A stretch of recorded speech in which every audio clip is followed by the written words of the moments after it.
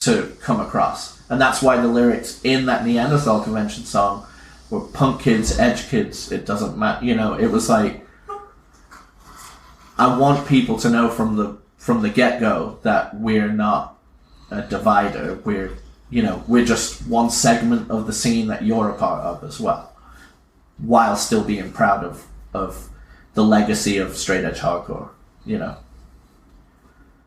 All right, that was a long mouthful, I think. That was great. I burned all my questions, dude. I was just going to let you go.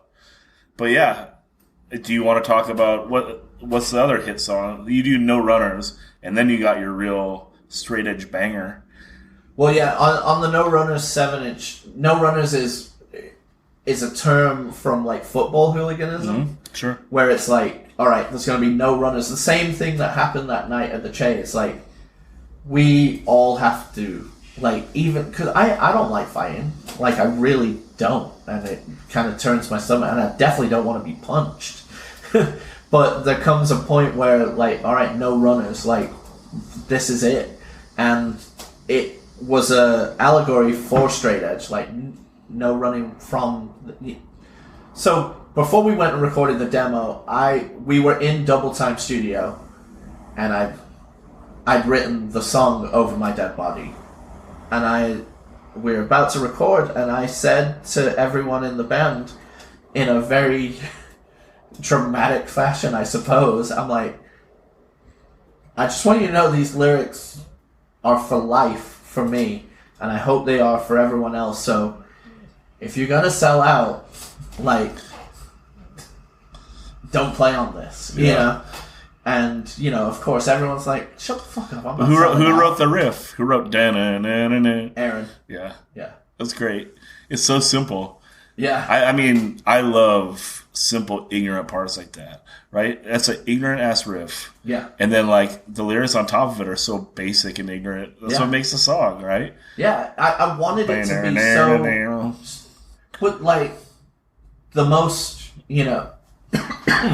the most basic of the original, like, songs that empower that kind of feeling are that too. Sure. Know, like, that's why it's so straight as the line. Yeah, no, like, I know. That's why it's amazing when, you know, that's like almost 20 years after, like, straight edge hardcore started. Yeah. It's like, how do you get a little piece of this? Yeah. Like, here's this little simple thing I thought of that's fucking rad, and this much later, you know? Well, and on the same record is a song called Drug Free Adult, which ended up causing a lot of controversy all across the US every time we went into. I totally forgot about that, huh? Misinterpret. Because people thought that it was like, if you're straight edge and you're not 21. Yeah. Right? Which it doesn't mean shit. Well, you said it didn't mean shit, right? Yes. That's what the song says. But But Daniel, you gotta, if you say that, then that's what it is. Yeah, without a doubt, but it's interpretive. Because if you listen to the words that come before it, it goes, you talked your shit, you had your fun, now you're gone, you're not even 21. Drug-free adult, it doesn't mean shit till you're 21. Right, you're talking about a specific... I'm talking about... You're not talking about a 17-year-old that's, like, living the right path. Exactly. You're talking about something that happened. The reason behind that song is I'm talking about... I was sick and tired of seeing people come in at like 17, 18. They get emboldened, empowered, and they turn other people away. Like, for example, you've had your, you know, you always drank, but were always at every hardcore show. Like, you've always, as long as I've known you, you've always been a drinker. Now imagine somebody coming... Sorry, Mom. Somebody coming and trying to ostracize you or make you feel stupid, and not that it would have any effect on you. But that, I mean, but other people did. I got a lot of that because that was hard. Like, I never, of all my friends, like a lot of them, other than Ryan, almost everyone claimed straight edge at some point. Yeah. Because I mean, that was the style of music we liked the most. Yeah. And I still do, and it was hard, and I like, I'm not a big fan of like edge breakers for the same reason. Like, man, I had to like listen to you preach at me. Like, I mean, a lot of bands from the 90s that were preachy, Yeah. And it's like, And I had to listen to this shit. Yeah. And now, and like some of them are still around and doing it, and it doesn't matter. And it's just like, fuck, man. If hardcore, if like lyrics and meaning what you say and living by what you say don't mean anything, then like this is simply just a style of music. Yeah. And if it's all about fun and like there's no meaning to it, shit, I'd rather just listen to reggae. Yeah. You know? Or just yeah. But that's why like it matters to me that people stand behind their words. You know, like I'm unapologetic that I take this too seriously. It's kind of like why I hate joke hardcore bands too. Yeah. Especially when like a lot of the times people who do joke hardcore bands, they're not real aficionados of hardcore anyway. They think I'm going to do a joke band and I might as well use this joke music as the vehicle because it's easy to play. Yeah. Right. They're not like, because I want that participation from the crowd. Exactly, and I want that easy participation from this. You know. So well, the reason what I'm saying is like there were plenty of people that I had saw come to the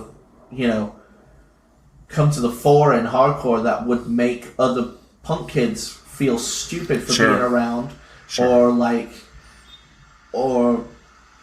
would that one person who came to their first show, they ran into a straight edge kid who was like, "Fucking idiot! You're drinking or you smoke, like fuck you." Right.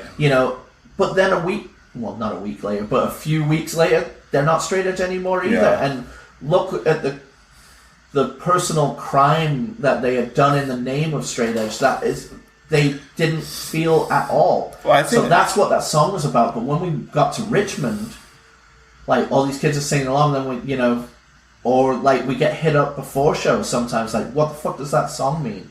And I would have this conversation with people like, oh, I thought you meant like you haven't earned anything until you're 21. I'm like, no. I'm like, at the time, what was I like? But isn't that great? 25. Like that's great though. Like that's a tail end of hardcore of like the lyrics still mattering.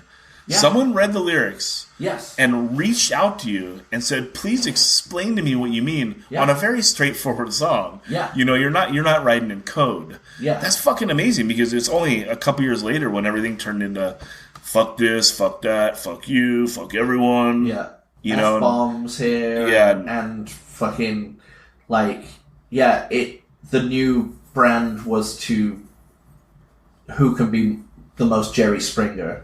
And the most controversial. Yeah, or just nothing matters. Yeah, if nothing matters, then you're not really like putting yourself out there that much, right? And hardcore and punk music is expression. I like lyricists. It's why you like hip hop so much. It's why I like a lot of it. I mean, I consider myself a good lyricist, and then I'll like listen to a Nas song, and it'll just be like he wrote my whole record in one fucking song. I should just quit. But not really, because... But it also, like... Because the person who's listening to you may never listen to something like that, and you're coming at it from a different perspective. I understand all that, but it's like... it's very... Like, I don't know. Hip-hop is very free. They can also, like, go from this to this to this, and we're, like... We're restrained by the 4/4... Well, we're restrained by reality as well. Like, your average hardcore kid doesn't want to hear you, fantasize through a song. They're going to be like, fuck you, you're fake. Yeah. Like, you don't live that life. Yeah. There's plenty of bands that have tried that we all just roll our eyes when, someone comes in harder than thou and, that's not, you're not the Cro-Mags. So don't try and be like... But now a lot of bands get away with being like that. But it's more... That song was misinterpreted, but it was amazing being talked to, especially by Euros when we went to Europe, because they are very blunt. Yeah. Blunt but open-minded, right? Yeah, oh, very. But, I like your 7-inch. LP, no. I don't like LP, but I like 7-inch. Very good. And you're like, well, where I'm from, you just dissed me hard, but you're actually giving me props. You know? No, I know. I remember when we were in Sweden, one of the guys was like, "Retaliate, coup d'etat, best record of 2006." And I was like, "Yeah, well, what's up with We Are One?" He's like, "We Are One was also good, but like, but not the best record." You know? I was like, "Well, I appreciate that." Yeah. You know, Hey, you got but he like best record 2006. Like, thank you, dude. Yeah. Appreciate that. That's awesome. You didn't go to Europe off the first 7-inch though. No. When did you go? We went. It was the thing that we were doing to wrap up the band. Oh, at the very. So you went after the second We went LP. in 2004. Yeah, on the second 2000. LP, kind of Yeah, to an extent. yeah. That's after the second LP. Yeah. It's crazy. So, what was the process like of doing your first LP? That's so hard, like, because you guys, you kind of did like the typical hardcore thing of like that era, right? You do a demo, you do a 7-inch, then you do an LP, and it's like you get to that LP, and it's like, fuck yeah, like we're a legit ass band. We like went and recorded LP. Well, it's good. It's because we did the 7-inch on Indecision that Dave's like, well, what's next? Yeah. You know, because Dave Mandel, for people who don't know, did a very great hardcore label of the like late 90s into the 2000s that had a bunch of different sounding bands, but he supported everyone immaculately, and he had his shit together where it was like, here's your, recording budget, here's your blah, blah, blah, while it's still being punk as fuck. Right. Like, there was no ego, there was no demands, there was just expectations. There was like, yeah, I like your demo, I will put out your record. Then we go and record the No Runner 7-inch. Like Drug Free Adult wasn't on the demo, so it was a song for the 7-inch that was written. But songs like Breakaway that was on the demo was about breaking away from, it's hard to harken back, but the way that a lot of people thought about straight edge, especially if they heard about straight edge outside of hardcore, not knowing hardcore, but they heard your straight edge. It was because it was on 2020, and there was kids in Utah slashing people up with samurai swords in the name of straight edge. So and releasing chinchillas to die in the desert and on the freeway. So there was, that stuff was important to talk about in the time of saying, we're this. This is straight edge, not this, So there were songs like that, and then Drug Free Adult kind of was the follow-on from that. So we put out that 7-inch CD EP.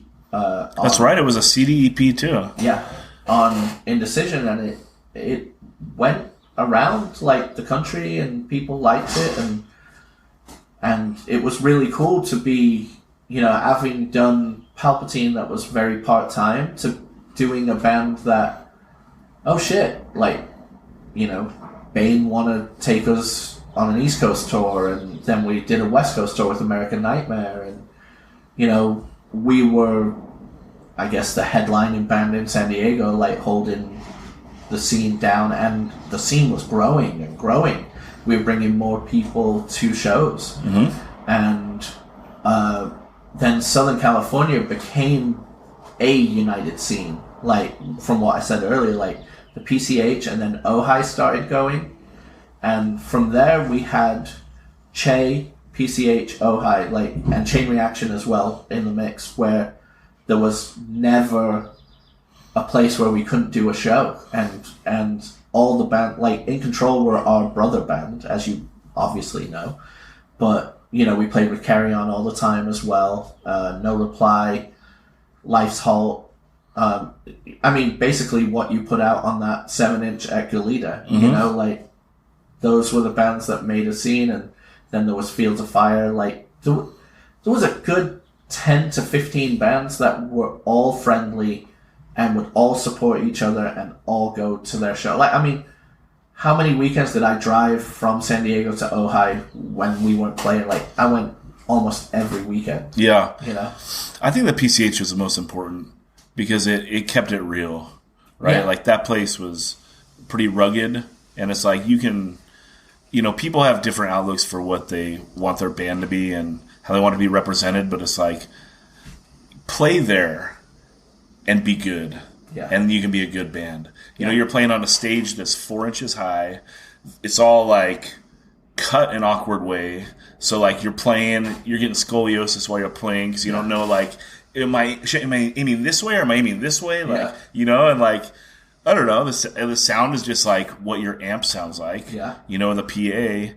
And like, I don't know. And Alex is a veteran and isn't doing anything for any kind of pat on the back, any kind of money. He's doing it because this is not going to happen unless I do it. Yeah. And I'm doing it for the love of it. And it transmitted through every one of us bands. Yeah, but I'm also thinking about like bands that came through, like seeing Turmoil there. Yeah. Was like, when I saw Turmoil at the PCH and they were as good as like everyone had hyped them to be, it's like, fuck, can't argue with that, and Throwdown played there, like, or the Nerve Agents played Nerve with Agents. Palpatine and No Reply on that show. Yeah, and yeah, I mean all the bands they came through and played there, and that was cool. I thought. Yeah, I mean we name check it in a song. Yeah, you do. No, that was it's funny. That was it's like you're writing a nostalgia song on your first record. Yeah, but we're writing I can't believe we're not living this life because I can't believe the feeling I am getting from the scene. Yeah. I can't believe that this tucks me in bed at night and I feel like so fulfilled because it was so divided before that. Before 2000 rolled around, you'd have to make a massive effort to go see something, and these scenes would only commingle when a Sick of It All came through the area or something like that. Do you know what I mean? Or a Floor Punch or something like that. Something that caused everyone to get off their like after that, it literally was In Control's playing Ojai, we're going. Oh My Nobody's playing the next night at the Che, they're all coming. Right. Do you know what I mean? And yeah. That was so sick. Like, so sick. Wednesday night at the Che Cafe, Fields of Fire show, 80, 90 people there, Yeah. Would that happen today? No. No. But it's a new batch of 20-year-olds, and it did, like... and no disrespect to today, I'm just saying we were at that perfect time where the internet was just getting going, so it was easy to communicate and it was easy to learn other people's words because you could get the demo off the internet, everyone would share it, through AIM, file drops and stuff like that. I didn't have high-speed internet until, 06, so yeah, I was not a part of that yet. But do you know what I mean? There were message boards, there was this whole, culture that was only because the internet was burgeoning, and it was really... The internet wasn't good enough to be jaded yet. Do you know what I mean? There was a message. To get out and go to the shows. There was the message board stuff. Yeah, you had to go to shows, because I remember it was I think 2002, I was living in North Hollywood, and I had a dial-up connection, and I was like, oh shit, you can download music now. Yeah. And I wanted fucking Freebird, dude. I just wanted one song. I didn't want to go buy a Skinner CD, right? Yeah. And I fucking wanted Freebird. And I downloaded it, and it took 3 hours. Yeah, I was like, oh shit. Well, I mean, the Rev board was important. The Bridge 9 board was just getting going. There was the San Diego Hardcore board, which was great because you could post anonymously, and there was so much riling up going on there when Don and we had 2 fake names that we would just make people go crazy with. But then, I think the second biggest moment besides putting out that 7-inch for us was that show at Gilman where it was 7 Seconds were scheduled to headline with Throwdown, Vitamin X, us, and Breaker Breaker, and Gilman was beyond sold out. And you ended up headlining? No, we ended up playing second. Throwdown ended up headlining, but this was we took some San Diego people up, and not that many other Southern California people came up. But we played Northern California. We played with Sworn Vengeance out in Vacaville before.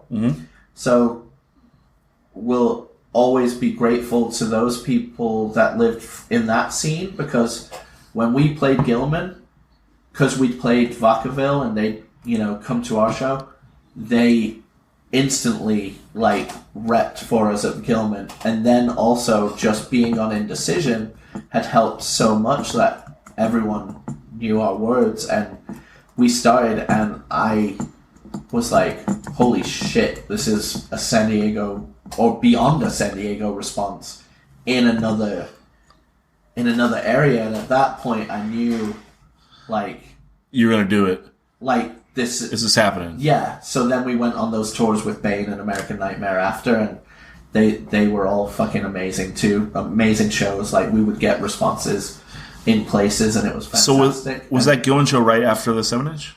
Pretty much. Yeah. Because we did we did so that 7-inch, and then we recorded a few songs for a Fight Records split with a Euro band called Timex. Yeah. And we did a Gilman cover for that show. Oh. Which we did the Filth Punk. Yeah. On the cover of that. So we played that show, and then it was time to, Dave was like, okay, now you got to do an LP. There's no point doing another 7-inch. And I think Dave was already a little bit annoyed that we'd given Mike Fight some songs. He's like, fucking... That didn't make any sense. Yeah. But, when... Unless you're going to go to Europe. When other people are hitting you up, when other people are hitting you up oh, I like your stuff, I want to, put something out as well. You're like, oh, sick, Sure. And same with, when after we put out the first LP, Chris Wren hits us up to do one of the splits on that. He's basically copying Dave's lead of doing a split series, because that Indecision split series was fucking amazing. Yeah, it was awesome. But so when going back to, sorry, I've been waffling, but going back to recording the LP, we did an LP called Rusty Medals and Broken Badges, and that was hastily rushed. Why? We were like, oh, let's get, this many songs together for an LP, and, rushed in the songwriting process. Yeah. Yeah. Because I feel like if we picked 8 songs and it was another EP, it'd be fucking strong. But if, there's a few things on there that don't need to be on there. And then, of course, we got, all our favorite dudes to sing on things too. At the time, we... Lance from Faded Grey sings on a song, Ephraim from Death by Stereo, Todd yells on a song too. And but the good thing about that LP is the variety, going back to, showing that we're into punk and hardcore, as well as fast blastery type songs, as well as, poppy melody songs, and then also kind of just straightforward moshy hardcore, Sure. So no, it's a very varied record. It's hard to do a second record. People always talk about having a sophomore slump. Yeah. And if you think about how easy it is to just write a few songs for a EP, I mean, you can weed out all the filler. Right. And then you have, it's almost double pressure on the sophomore slump. Yeah. Going from EP to LP. And the speed that we wanted to get an LP out so we could do more touring, and because Dave was like, yeah, what's next, let's do it, and he wasn't like, come on, tapping a watch I need this by this time, but it was a thing hey, I know you've got songs, get it together. Yeah. And of course we thought at the time, when you write a new song, you take it home on tape, you're like, oh, this is the best thing we've ever done. It only a couple months reflection on all the songs we had would have been better, because then we probably could have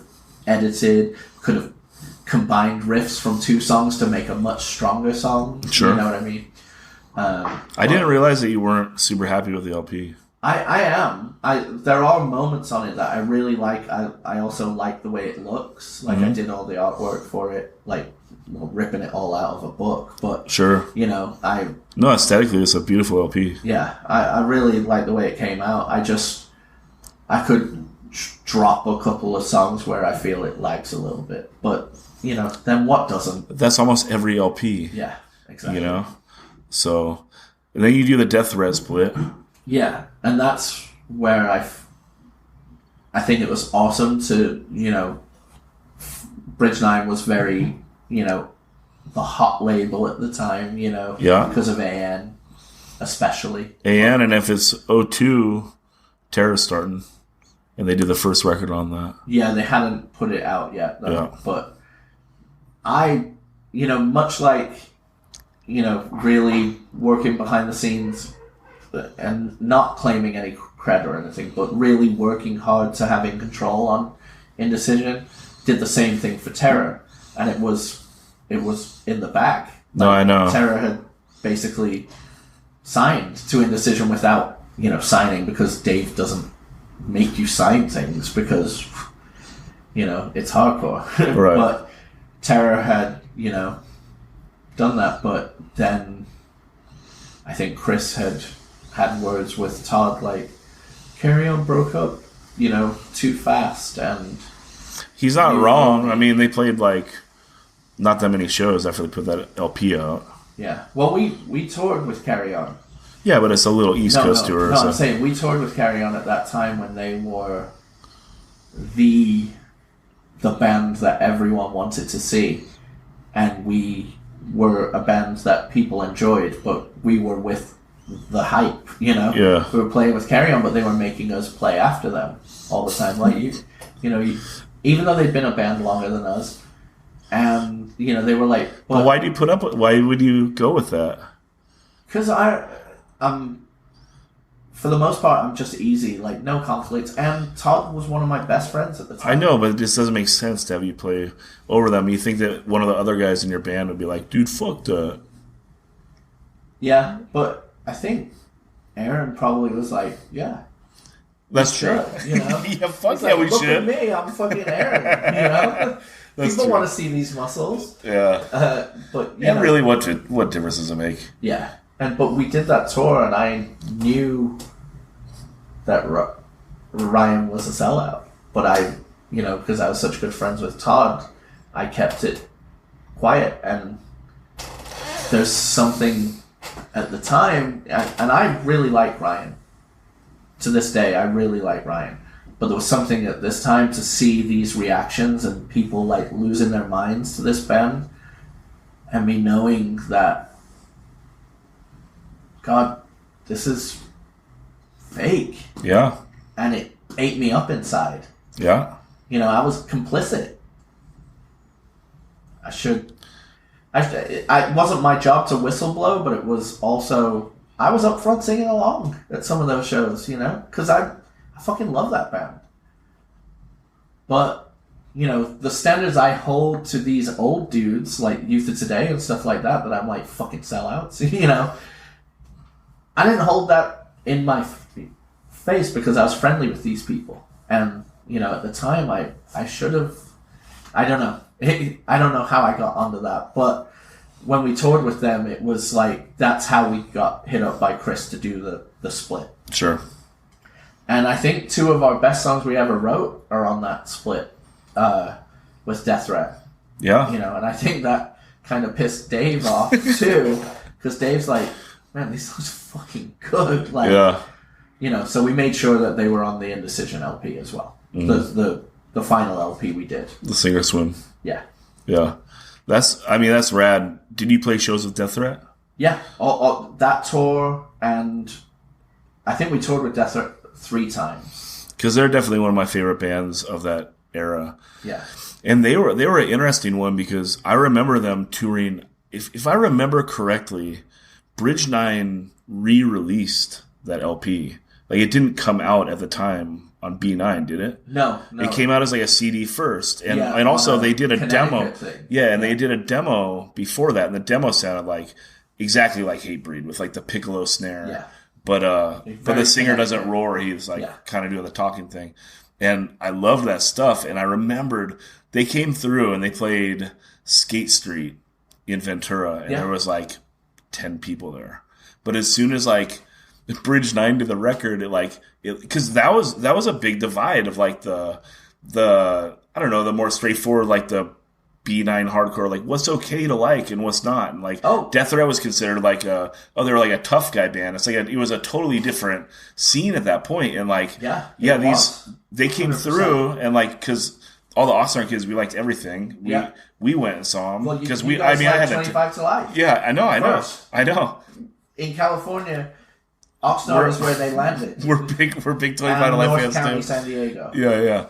But they came through and like there was no one there, and then like the B9 they gets re-released on B9. It's like no, it's okay to like these guys, and then they are doing. But it was a massive killing it. It was a massive divide in Over My Dead Body at the start.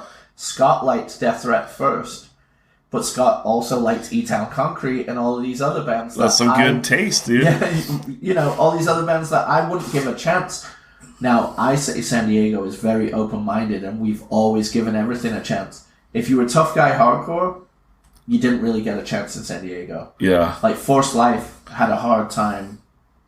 They were more popular outside of San Diego than in San Diego because we were snobby. Like, because we dealt with so many tough guy bullshit, like, coming into our...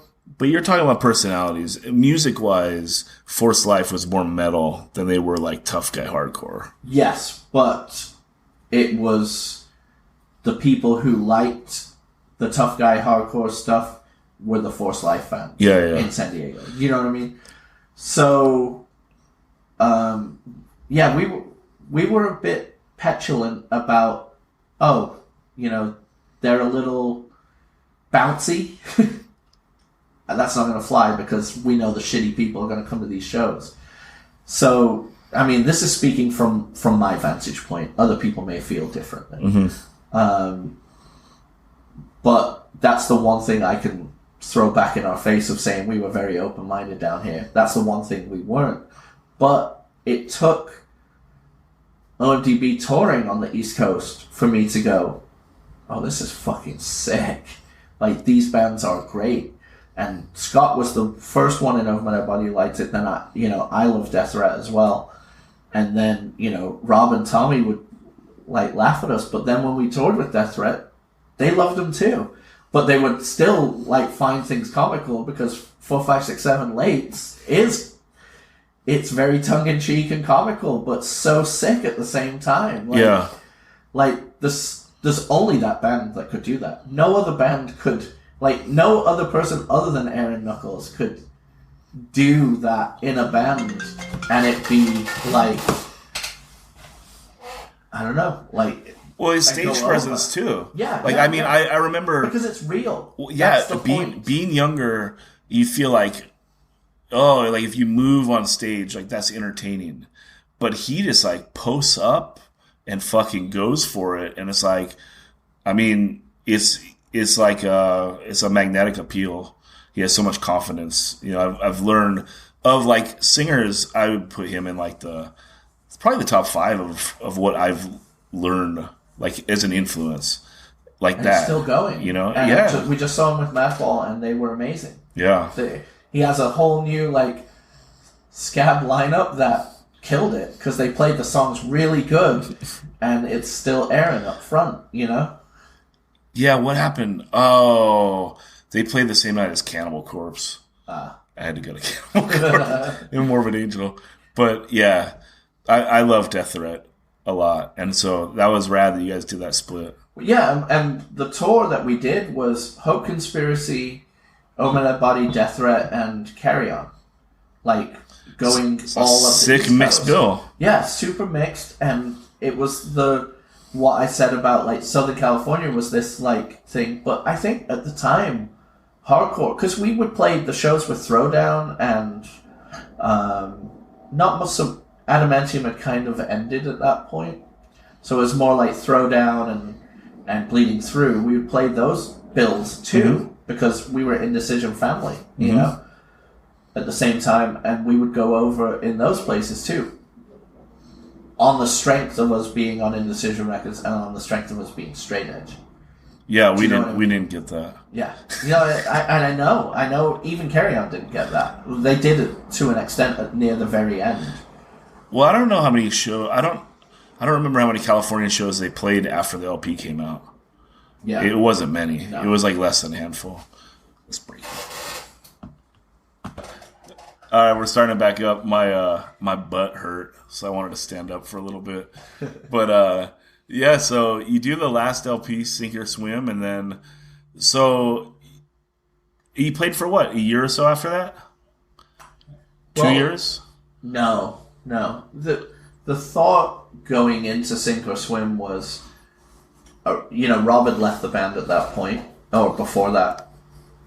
Rob had left the band after the Bridge 9 split. Okay. And to do Some Girls with more regularity, and, he was married. He had to just do one band, really, So we carried on, and Adam joined to play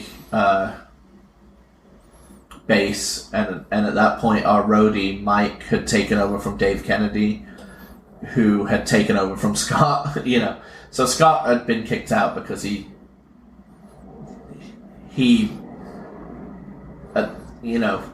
Scott's great, but at the time he would kind of just rub people the wrong way sometimes, almost maybe for fun. I don't know. Scott was Scott. Yeah, and it eventually just kind of came. And him and Aaron had this weird, brotherly,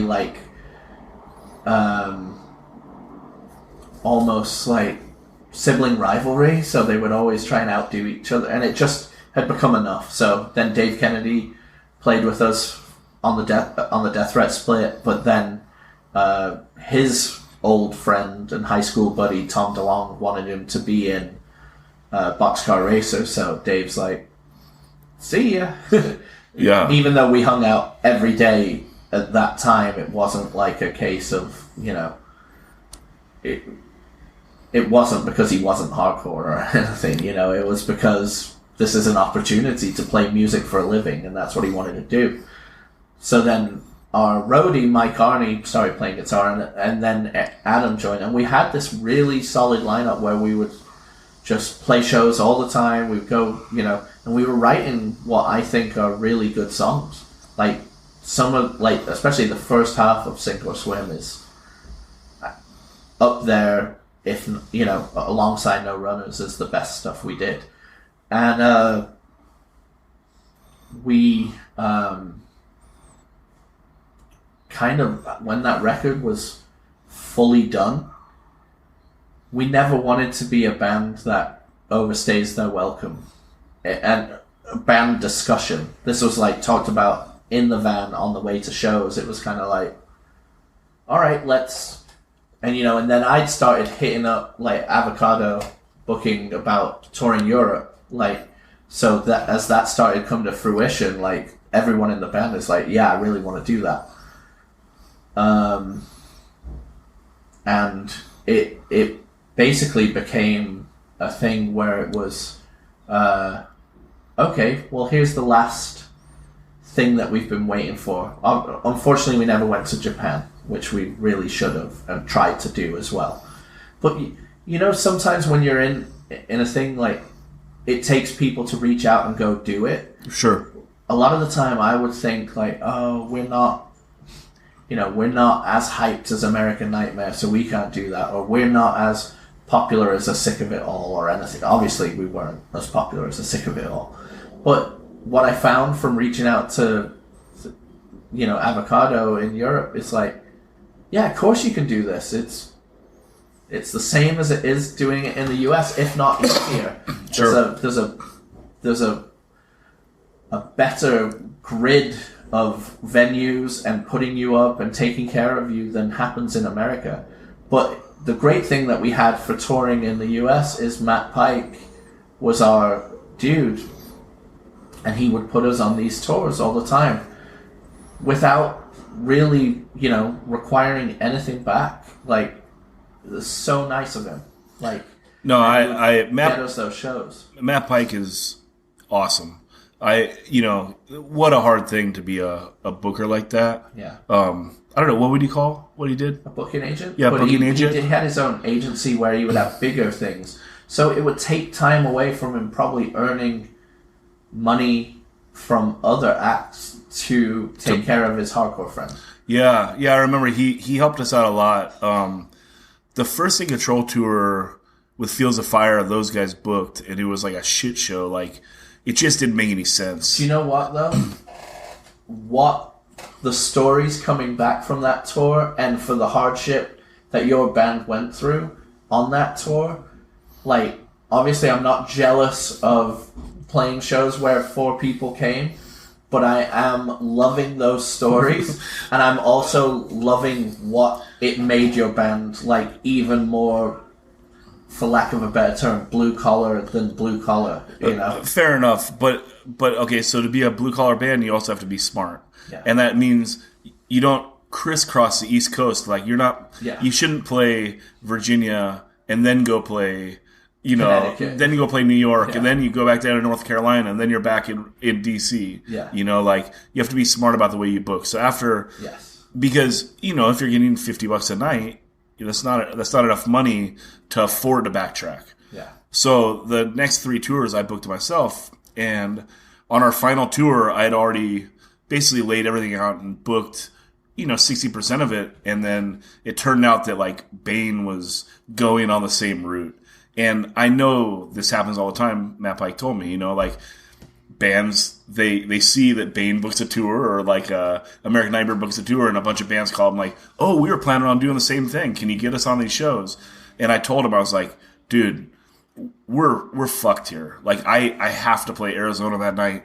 I have to play Dallas that night. But we're going to play Houston that night when you guys are splitting off to, like, whatever, and we're going to play Alabama here when you guys are going here. And he believed me, and I was being 100% sincere. Like, if we can just play, like, 4 of these shows, I'm not trying to get on a Bane tour, And he put us on all of them and really saved our ass. Yeah. Like, legitimately saved our ass. So I've always really appreciated that. And also, on the first tour, we were so anti-cell phone. And actually, that conversation I had with Matt Pike is what made me get a cell phone, because talking to him for like an hour on a landline cost me like $40. Yeah. And I was like, shit, I just got to get a cell phone. It's like $40 a month and free long distance. You know what I mean? Yeah. So that's kind of a funny Matt Pike tie-in. But the reason that we could go to, the East Coast and not fall on our face is because we were friends with Bane through Rob, and because Matt Pike put us on shows and didn't require anything for it. Sure. So we could afford our plane tickets by the end of the tour, And so as we recorded Sink or Swim, we just knew, like, okay, we've toured with all these bands that we're friends with, but also were big bands for hardcore, like, but we've also, we haven't even talked about the tour that you were our driver and took us the way to Seattle, and that's when we toured with Panic and Breaker, and those shows weren't, some of them were absolutely amazing, and others were hilariously. The Seattle show was amazing. I don't really remember so well. I remember Portland, but I remember was that massive theater where there was only 40 kids at most, but it was like a theater that held 200, 250. And like that's when Panic were, Rob was behind the sound booth, and the curtains closed on the stage, so every band could have an unveiling. Sure. And Panic were like, because on that tour, all hanging out, we'd found out that Gibby was like a dungeon master and had played, a ton of role-playing games like Rob and I had. But, these are our dirty little secrets. So as we're all learning this about them, like Rob is like, from the depths of Mordor. Like giving them this crazy introduction, and there's like 20 kids in the room at the time. And then the curtains unveil, and then Panic fucking kill it. Yeah, they're a good band. But it was, we're playing, and like, AZ from Panic is like two-stepping while reading the local city beat. Like, just, I don't know, those shows were so fun because of the nature of it being like an amazing San Diego show, then kind of a weird like Reading show, you know? The Reading show. Even the Reading show was good. It was just... It was a good show. It was really good. Yeah. But that band Breathe In was on it, remember? And they were like going to their van with like... I don't remember. Did Breathe In, they only did that show, right? So. Breaker did the whole tour. Yeah. They were pretty sorry, if I remember. Did you like them? They were great. You liked them? Yeah. Mark Kelly, especially, the singer, like, he was sick. He still is sick. He's a great dude. Yeah. I remember not liking the band that much. But they were fighting amongst themselves, like, on that tour. But anyway, we were in the In Control van with you driving, and it was the best time. Like, there was so many rile-ups, everyone just playing each other, having the best time. Yeah, it was super fun. I remember we were in Seattle, and I got drunk, and there were huge pylons. It was during your band. Yeah, remember Pettibone came on stage and like picked me up and slammed me during the last song. Yeah, I was wearing like this... Like some crazy wrestling move. I was wearing like a Dickies work jacket with like the Motley Crue Shout of the Devil patch on the back. Yeah. And walking on top of these piles, and then someone else. I look up. I'm getting literally the air squeezed out of me because I've got 40 people on top of me, and you're like walking over, and I see the Adidas, the famous Adidas, the 4-striped shell toes that Zach has, walking over someone's head, and you're just oblivious. It was amazing. Yeah, someone else had to drive that night. We went back, and I remember being so dehydrated from drinking too much, and I saw this like vending machine. We like parked somewhere, and I ran out, and I had no shoes on, and I was like running through these puddles to like try to get a bottle of water, and it was so cold, and I got so fucking sick.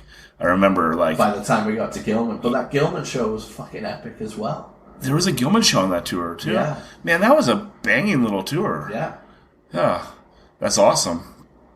Because the one thing I remember about the In Control van is it had this valve in the middle of the floor in the back. That's a pee hole. You could lay down, and while you're under, like going 65 on the freeway, you can pop your stuff through the hole and pee onto the freeway. Yeah, as long as you block out all the air. Yeah. Because otherwise it's coming right up through the van. Yeah, it flies back at you. Yeah. No, that was definitely a good time. So, you do Europe, and then you decide to break up? Well, when we recorded the LP, the important thing at the time was, A, I think these songs are as equally as strong as anything we've ever done. B, we don't want to overstay our welcome. And C, as a band, we're all really good friends still.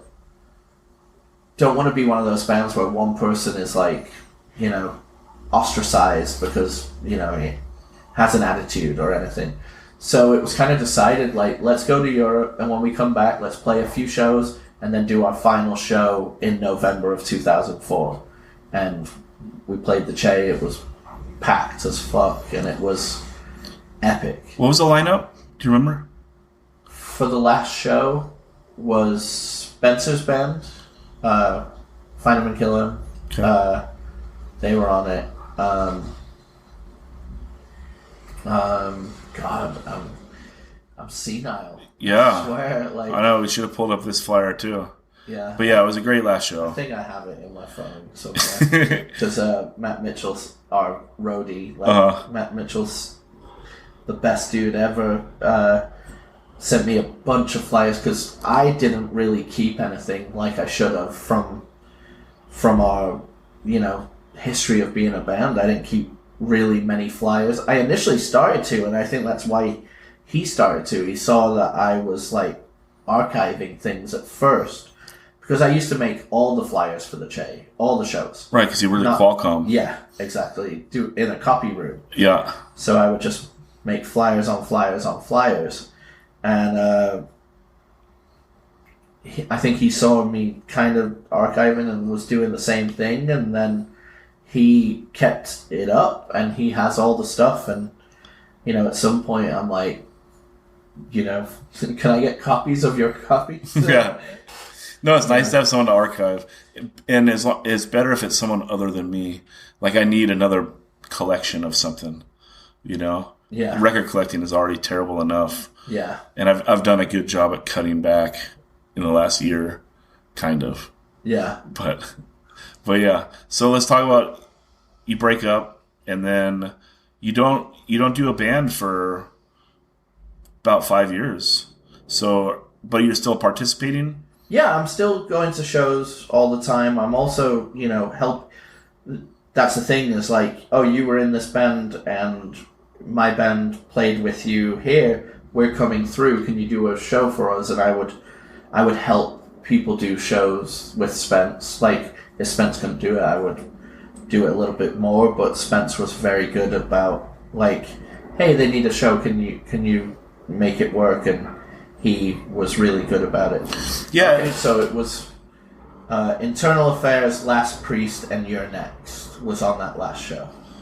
Killer lineup. And the only reason In Control didn't play it is because you were planning your own last show. Oh, we broke up right around the same time. A little bit after. And because more than anything, we wanted In Control to play it because we were basically brother bands. Like, we've been around almost the same. I think you had 3 months either way of us. Yeah. So we desperately wanted you to play, but you were like, no, we're planning our own breakup, so we're going to do one up here, so we can't play that. You all came to the show, obviously. Yeah, we were there. That last year was, weird and depressing. But your last show was amazing. Our last show was epic. The amount of people that came out for it, and it's fucking unbelievable. Yeah, I sang that part on the song and then passed out because I pushed myself that far that no air went to my brain, and I literally, with the last word singing that song, I fell over. You were like, "Oh shit, are you okay, dude?" Like, I literally made myself pass out. That's wild. It's crazy. Yeah, that was a cool show. It was cool to like rent like a VFW, so it was like in a spot that people hadn't been before. It kind of makes it like a little more memorable. Yeah, and the fact that it was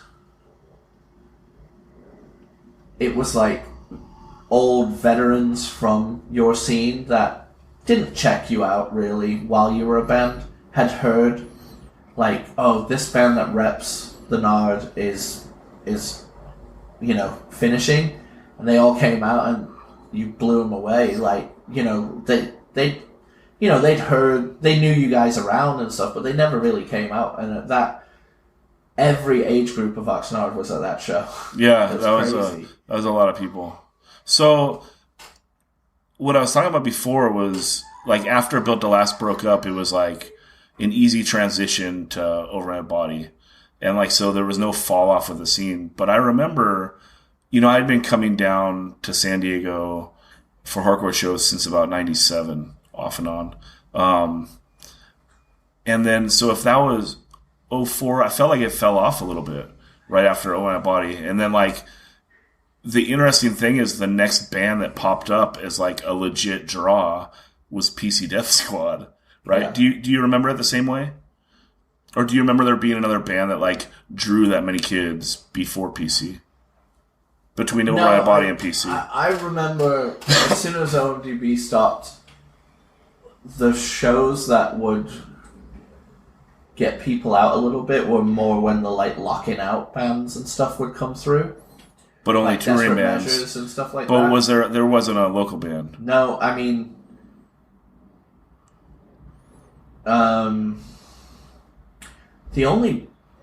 Last Priest was still going, but they weren't drawing 150 kids. No, and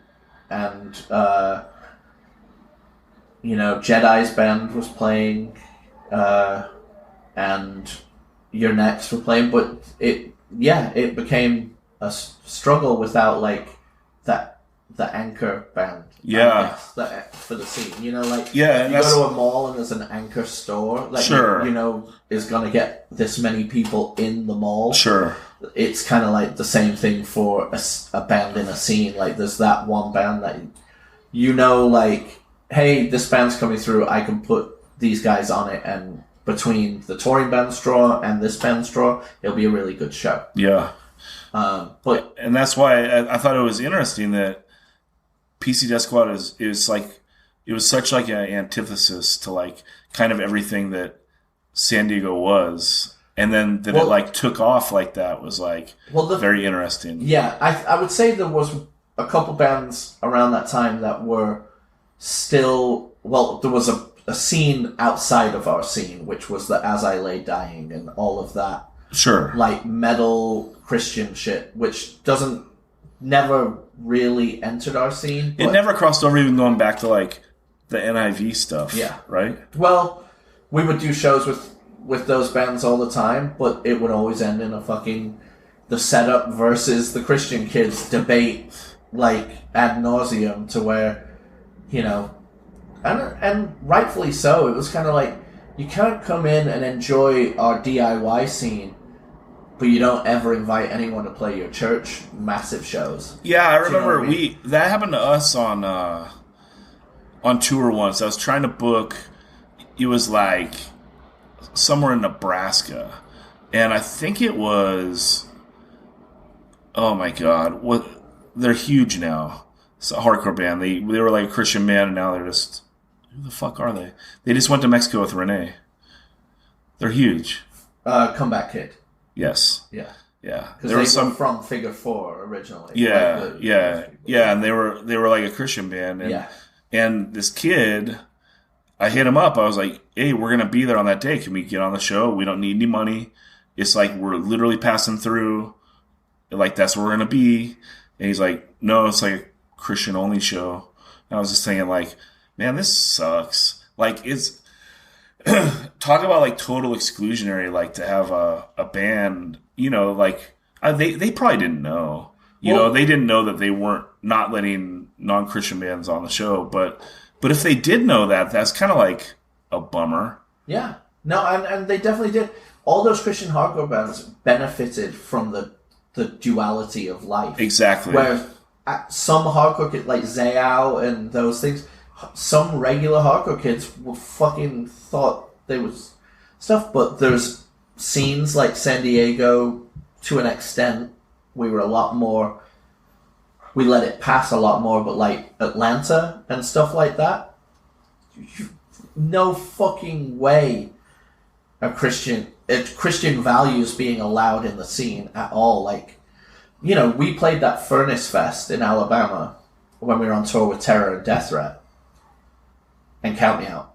That's where we toured from the West across the country with Count Me Out, which was the funniest, most fun tour ever. And then we get to Alabama Furnace Fest, that's where we pick up with Terror and Death Threat and do the East Coast. And the Midwest. So, we are, we got our merch all laid out, and, kids are coming up, and you can tell which the Christian hardcore kids are coming up, because they're going, can I read your lyrics before buying the record, please? Like, and they pull your fucking CD booklet out of your CD. Oh no, it's got swearing. You're a fucking punk show. But, this used to be a Christian fest that had become kind of secular.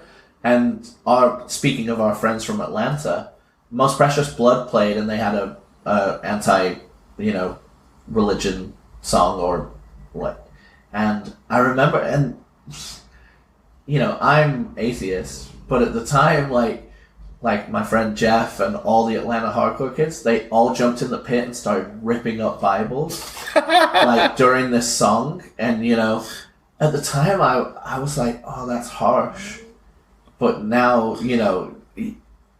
when you sit back and you think, yeah, fuck that. They didn't let anybody play their shows. They wanted to keep their sanctity, right? But then they still wanted to infiltrate your scene to become legitimate. Do you know what I mean? Totally. Fuck that shit. I know. That's how I feel too. But it was funny because so they're playing that song, and Jeff and Jeff Jock and everyone are ripping up the Bibles, and I'm stood there like, oh, this is fucking gnarly. And then there are the Christian hardcore kids, tears streaming down their faces, lovingly picking up the pieces of each Bible and holding them together with tears running down their face. Then Converge played later that night, and they have a friend who looks a lot like Jesus. And they were like, all right, this next song is blah, blah, blah. We have a very special guest to bring out tonight. And they bring out this guy, like, in his clothes with a crown on, like, bless you, my children. And it was so fucking disrespectful and amazing at the same time. Very funny. Yeah, you gotta shake it up. I mean, it's fucking punk rock at the end of the day, right? Like, and you gotta, like, let people poke fun at you. Yeah. Well, so, you know, going back to what you were asking, like, you know, these bands would come and I would go around, I would still go to all the shows, but as that vibe, as the John Lockjaw led vibe started raising, because I liked a lot of the other people in the band, but you had Piece by Piece, you had Internal Affairs, I liked everyone in those bands too, and you had PC Death Squad, all of these bands like coming up, and people would say faggot on stage like it was nothing, or like it was a badge of honor to be saying that word all the time. People would actively, I mean, remember the Internal Affairs zip-up hoodie? It just said, fuck you. Do you know what I mean? Like, it became a trend in hardcore where it was how positive it was in the 2000 to 2005. It became the flip side of that coin. Is the rise of that culture, and it didn't speak to me. I think it turned a little before that, like with the Right Brigades and the No Warnings were but I'm saying as that trickled down into our side, because Piece by Piece were a reflection of of Right Brigade's impact into the Southern California songwriters, like the Coreys and the Todds and the Nick Jets, you know, like liking those records and liking that attitude, and the Right Brigade stuff was only let me interpret what I think seeing AF was like in 85, you know? Sure. So it's all this kind of, for lack of a better term, like a trickle down reinterpretation throughout the thing, but it became a badge of honor to be offensive for a while. Yeah. And to shit where you ate. And I didn't like that. Yeah. I do want to step in and say I think that Victim of Pain is a very positive record. I mean, like, that it's a unity record. Like, he's very, very positive. Without doubt. It's a and lyrically amazing. Get these street kids off the street, like, and stop abusing us and stop fucking us, you know? Lyrically, that's an amazing record. That's what it's all about. But I'm saying other people don't see it like you see it. And then when they try and do a band like that and then make it even hateful, if they think it's a hateful record, they also hear these... This is pre-internet, so you hear all these urban legends about these people where things were harder than hard and people were smashing people up left, right, and center. So they want to bring that to... That's what hardcore is at this time. You know, there's an epiphany like, fuck Posse, it's this. Yeah. Yeah, a little more nihilism. Yeah, but more nihilism and, oh, you're offended? Good. You know. Yeah, I mean, but again, it's punk and part of that is necessary, no? No, without doubt. I'm just saying, it, for lack of a better term, the house we helped curate was being run in a different way, and at times I would go, that's a shame. You know? Not that I was like, fuck that band, blah, blah, blah. More Lockjaw I didn't respect. Like, because I'd seen Lockjaw 44, I'd seen One Life Crew, I'd seen all these vehicles for his controversy till he was run out of each scene. I'd seen all of that because I've been in hardcore for a long time, so I know this person's using these influential younger people to have his latest blah, blah, blah. San Diego was a safe space for him to land because he was arguably one of the biggest people in the scene if it came down to a physical altercation. And also, we let a lot of shit slide. You know, the way we answer that is just not really go into the shows. Yeah, but they did really well. Oh, yeah. And Guzman is a fucking sick dude. And many of the other members of the bands were rad. Yeah. But it's not like... It didn't speak to me. Yes. Like, that's why I was just like, eye roll. Yeah. Yeah, but I want to talk to you about that, just the chronological like order of San Diego since I've seen it. Yeah. Because it's interesting, and they're just an interesting stopgap. Yeah. But they have their place, and I'll tell you what, doubt. they influenced Take Offense that picked up that flag and ran with it, and if that group of kids didn't come around, the whole scene might have died down here. Yeah. You know, like or it would have gone back to the way it would have gone really bad in that time between Unbroken and Built to Last. In those 2 years between those, or that year and a bit between those bands, before Built to Last was really rolling, that's the way it was. It was like, well, there's 40 of us here. And we are the scene. Without them influencing Chula Vista and making Chula Vista a scene unto itself that came into the San Diego scene, yes, it would have been very different. But, yeah, and then moving forward, having all the Take Offense playing out in Lemon Grove, influencing all those kids, then you have the next big like influx of kids is who are these 100 Lemon Grove kids? Yeah, you know, and so it continues. So it just PC. It was an interesting stopgap. There was like almost a necessary influence. Oh, without a doubt, musically on those bands, even if you don't think lyrically. Well, I don't even know the lyrics because hella sick, hella sick. Yeah, but I don't even know the lyrics because of who the singer was. That I thought. Yeah, you're a charlatan.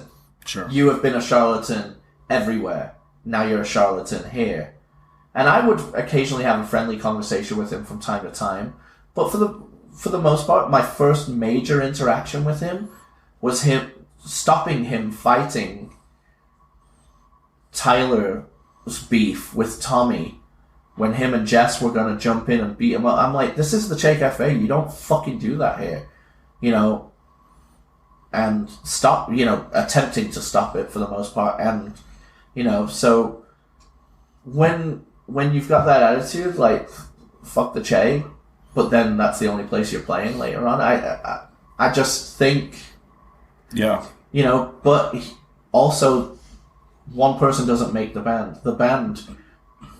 Those people came, like, Take Offense is massively influenced by PC Death Squad, not because of John Lockjaw, because of Anthony Guzman. Yeah.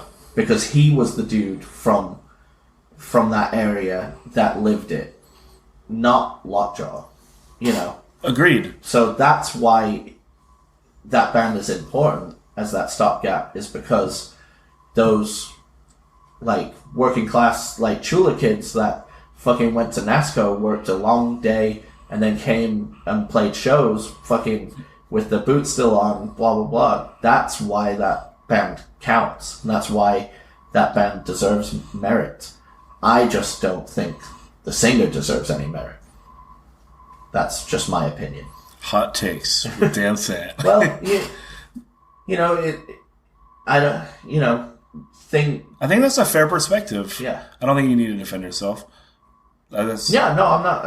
I just hope, you know, other people wouldn't be offended that were associated with the band that aren't the singer, you know. I don't think they will be. I mean, like, everyone knows who John is. Yeah. He's an acquaintance of mine, you know. But you know who John is. He knows who he is. He's not a stupid person.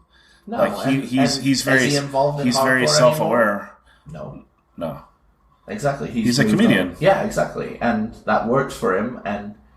But is it that comedian wanting to be liked and wanting the controversy and wanting the, you know, he flirted with the Stern Show and all of that stuff, where it's like, you know, that's who he is all the time through hardcore. That's the skits on the One Life Crew record. That's the thing. It's like, what can we do to become notorious? Sure. And that's what his take on PC Death Squad was. Sure. You know, so, because I would go to, you know, internal affairs shows, piece by piece shows.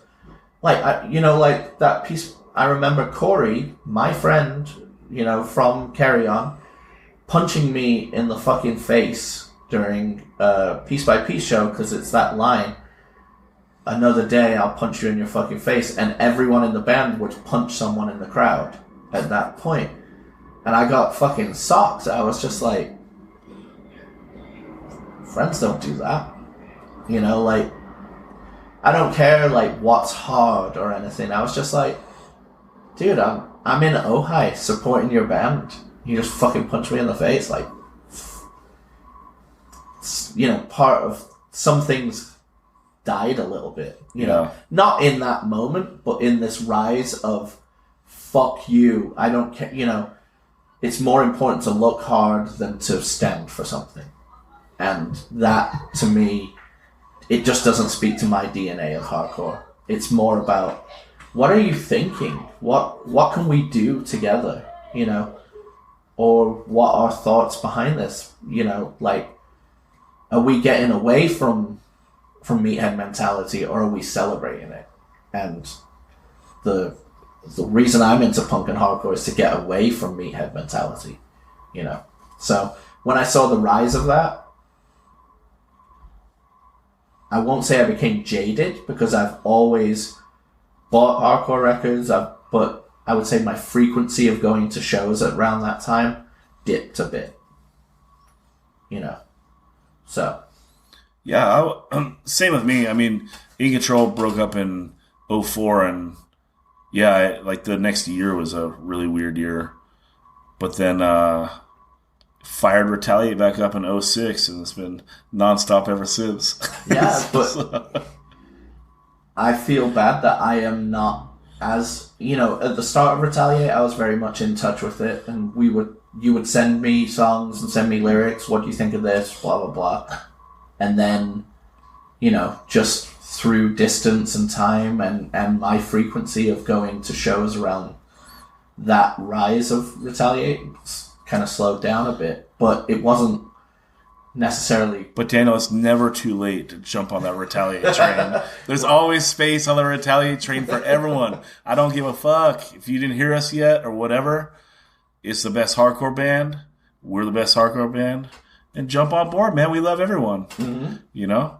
So, and... Do I have to get a Tecate tattoo if I become a mega Retaliate fan at this point? No, man. No, but I gotta say, some of the Retaliate mosh parts are some of the hardest fucking parts ever. Appreciate that. And also, like, you know, I take a lot of time on my lyrics. I know. That's something I've always cared about. You know, actually, I want to wrap this up soon, but there's a Rob tie-in of why I ended up taking lyrics so seriously. And I don't know if this story is true or not, but I remember when the In Control demo came out, I had looked up to Rob a lot, like almost everyone does, right? Yeah. And also to Mike Hartsfield, because the band I did in like 97, Voice of Defiance, yeah. Outspoken was one of our biggest influences. Yeah, it's obvious. Yeah, and I remember someone told me that like Rob and Mike Hartsfield both like independently thought that the In Control demo was amazing.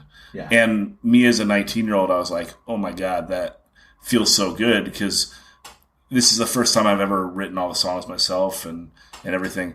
And you wrote all the lyrics too. Yeah, I wrote all the lyrics, and that's what comes in. But I heard Rob also said, but the lyrics are a little silly. And I don't know if that's true or not, but after that, I always, like, that's kind of like the turnaround, like, don't try to not write filler. Because, yeah, like, we try to write good lyrics and conscious lyrics, but I was 19, it's a demo. And then after that, I always... Hometown Pride, like, it may seem silly, but it was what was important in your life at that moment. Yeah. And you were the next band picking up that Nardcore flag. And as hard as... it's an underrated quality of being able to write like smart tongue-in-cheek lyrics. Yeah. You know.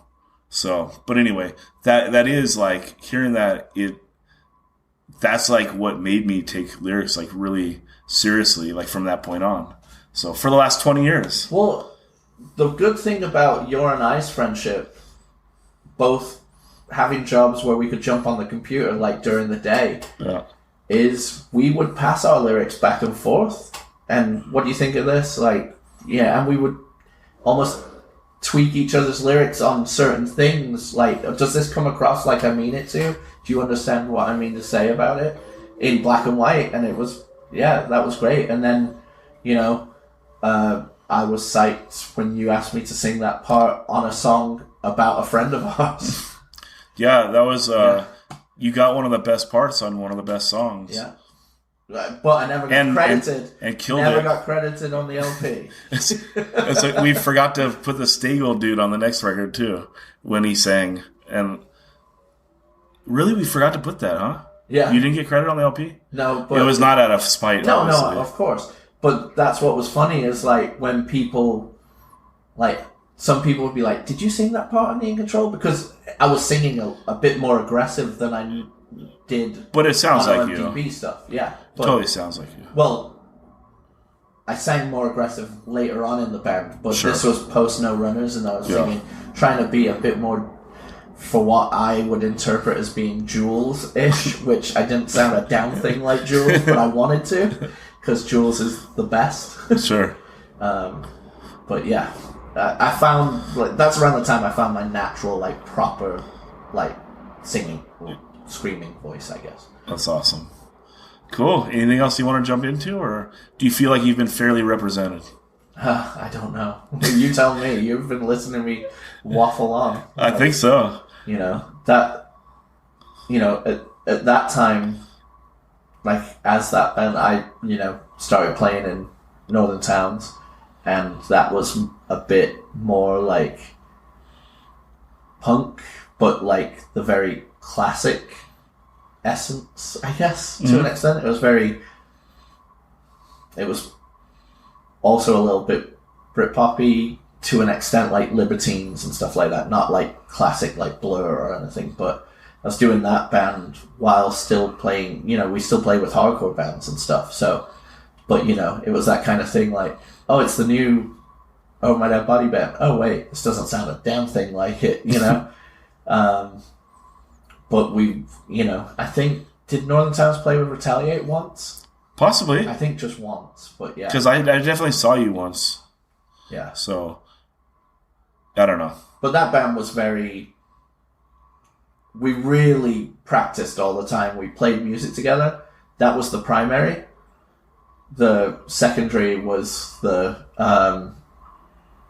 you know, the secondary part about that band was the playing shows. We, you know, didn't actually care to do that as much as we, you know, cared about being five friends that played, like, every Tuesday and Thursday, you know. Like, yeah, and get creative together.